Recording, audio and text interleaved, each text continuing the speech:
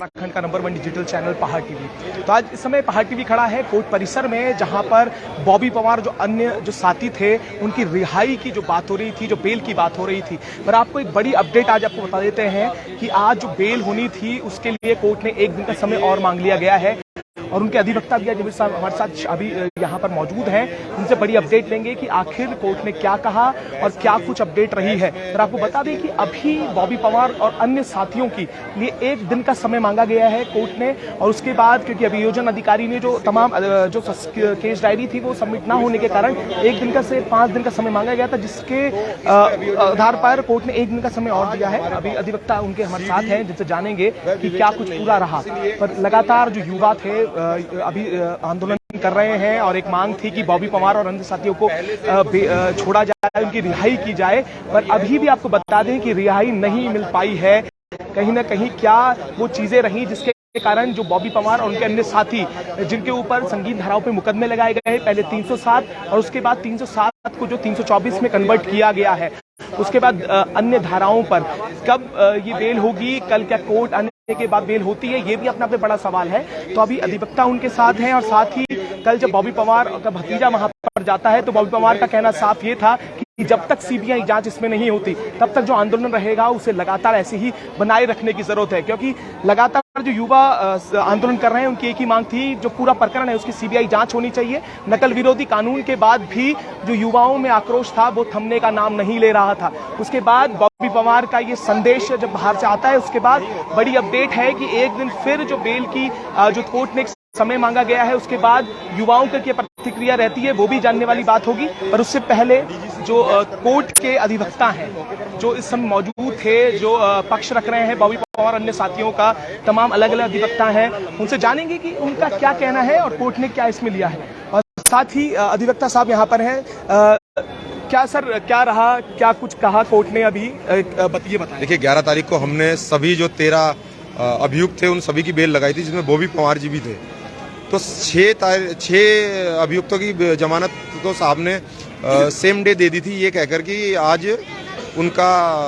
Exam है 12 तारीख को, तो इस आधार पर उनको दे दी। लेकिन बाकी की के लिए 13 तारीख की, जो कि आज की डेट लगाई थी, और उस पर आज बहस हुई।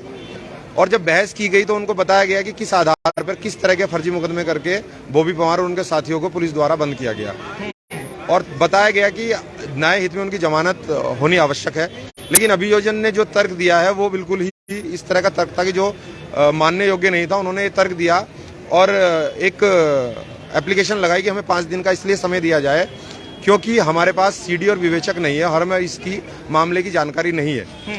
लेकिन साहब ने उस पर संज्ञान लिया, पूरा पुराना ऑर्डर पढ़ा और उसमें देखा गया कि इस मामले की पूरी जानकारी अभियोजन को पूरी जानकारी थी। और माननीय न्यायालय का जो आदेश है उसमें यह है कि 7 दिन के अंदर अंदर जमानत प्रार्थना पत्र पर आपको संज्ञान लेना ही लेना है। इसलिए 1 दिन का समय पुलिस को और अभियोजन को, जो कि कल के डेट उसमें लगी है, और मैं सीडी और पूरी आख्या के साथ कल विवेचक को फिर से बुलाया और उसमें फिर से कल पुनः बहस होगी 1 बजे। क्या लगता है सर कि जो लगातार जिससे आप अभियोजन की आप बात कर रहे हैं कि पूरे मामले की उनकी जानकारी थी, क्यों, क्या कारण है कि नहीं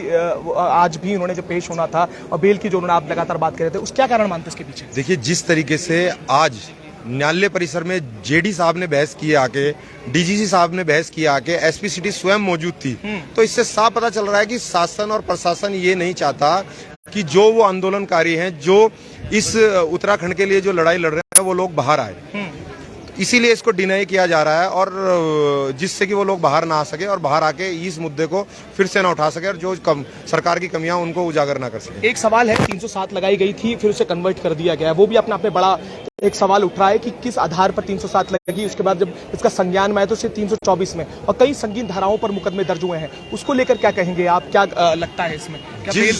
जिस दिन एफआईआर इन लोगों ने लॉन्च की उनके ऊपर, तो उसमें 307 में एफआईआर लॉन्च की गई। लेकिन जब अब ये रिमांड लेने के लिए आए